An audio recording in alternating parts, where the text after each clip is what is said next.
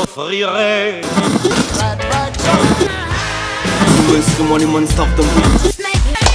Salut les oreilles. Ça faisait un petit bout de temps que je vous avais pas vu, hein, quand même, depuis la dernière vidéo, hein. C'était quand? C'était le 6 février 2013. Non, mais ne ressassons pas le passé, on n'en a pas le temps. Et en parlant de temps, aujourd'hui je vais aborder un petit point de solfège. Oh non, pas du solfège, c'est chiant.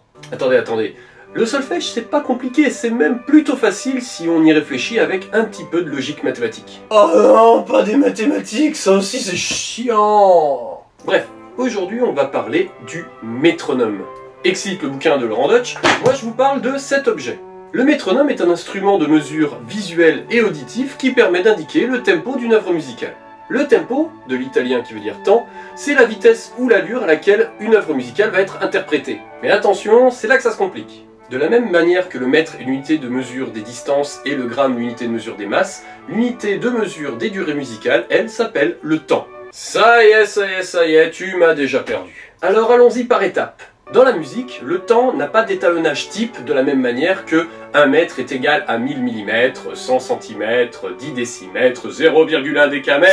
Ça va, on a compris. La durée du temps peut varier selon les morceaux allant de... à très rapide. Pour que tous les musiciens se mettent d'accord sur la durée exacte du temps, on va se référer au tempo. En effet, un tempo plus élevé donnera des temps plus courts, et un tempo plus bas donnera des temps plus longs. Et un temporiste donnera une émission chiante. Qui a écrit ça? Pour s'assurer de l'égalité de chaque temps les uns avec les autres, le tempo va définir la régularité des pulsations de manière cyclique. Ça veut dire que ça tourne en rond. Il existe bien d'autres façons de gérer les temps, notamment dans la musique contemporaine, mais cela intervient de manière beaucoup trop rare pour qu'on en puisse parler décemment dès maintenant.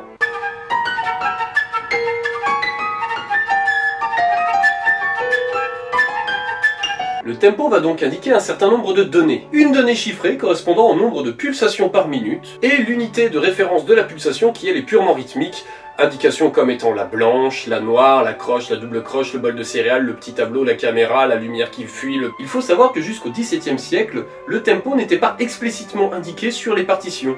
Il fallait donc se référer à tout un tas d'autres indices, ce qui aujourd'hui encore donne beaucoup de disputes sur les choix de vitesse lors d'interprétation des œuvres de cette époque. C'est pas un petit peu rapide là? Non, moi je trouve pas. À partir du XVIIIe siècle, les compositeurs commencent à indiquer le tempo sur leurs œuvres par des termes italiens. Oui, c'est encore nous, tu t'en sortiras pas comme ça. Nous avons donc par ordre croissant de vitesse le largo, le lento, l'adagio, l'andante, le moderato, l'allegretto, l'allegro, le vivace, le presto et le prestissimo. Ces termes, malheureusement, correspondent à des valeurs approximatives de pulsation, c'est-à-dire qu'un lento joué à son maximum de vitesse peut très bien aller plus vite qu'un adagio joué à sa plus basse valeur, et un andante couvre une palette de pulsations partant du milieu de l'adagio jusqu'au milieu du moderato. Bref, ces termes sont plutôt des références à des sentiments généraux à donner ou alors à une ambiance musicale désirée. Il arrivait même très souvent, selon l'humeur des compositeurs, d'indiquer absolument ce qu'ils voulaient. Adagi largo ciopli grighetto. Et voilà. En gros, c'était le bordel. En 1696, Étienne Loulier, théoricien de la musique et musicien français, met au point le premier métronome gradué d'une hauteur de 2 mètres, en partant du principe qu'un fil lesté se balancera par des mouvements approximativement isochrones. Pendant quelques secondes, le balancement d'un poids fixé à un fil d'une longueur définie se fera toujours à la même vitesse, c'est-à-dire à temps égaux. C'est pas super précis au début, mais avec ça, la théorie est enfin posée. En 1812, Dietrich Nikolaus Winkel, un horloger d'Amsterdam, invente le premier métronome traditionnel à pulsation audible. C'est agaçant, hein? Il sera ensuite breveté en 1816 par l'allemand Johann Nepomuk Melzel. Winkel est toujours vivant, hein? Non? Jeune personne? Allô? Il est constitué d'un mouvement d'horlogerie muni d'un balancier dont les battements, c'est-à-dire les pulsations, déterminent à durée égale, c'est-à-dire les temps, avec un contrepoids mobile coulissant sur le balancier permettant de modifier la vitesse, c'est-à-dire le tempo. Non, bordel, tout se recoupe! Pour exemple, la graduation 60 signifie donc 60 pulsations par minute, soit une pulsation par seconde. Aujourd'hui, par souci de précision et de fiabilité, on note désormais le tempo avec sa forme chiffrée, c'est-à-dire en pulsations par minute. La majorité des œuvres de l'histoire de la musique, tous styles confondus, se placent généralement entre du 60 à 120 de tempo, mais il n'est pas rare de trouver des morceaux qui vont beaucoup plus vite,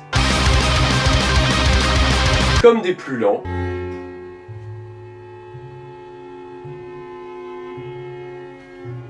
voire des encore plus lents.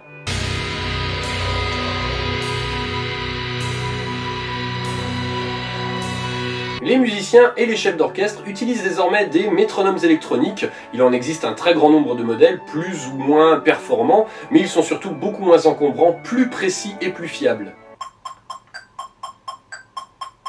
C'est aussi chiant que l'autre. Certaines applications sur les smartphones permettent elles aussi de le faire. Pour la petite histoire, en 1962, le compositeur hongrois György Ligeti en a carrément fait un instrument à part entière dans son poème symphonique pour 100 métronomes.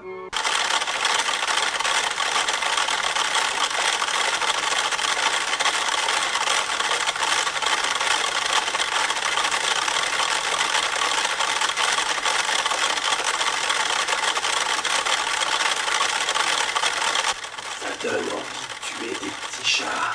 Chaminou, chaminou, chaminou. Bon allez, j'abandonne vos tympans et je vous dis à la prochaine. Musique!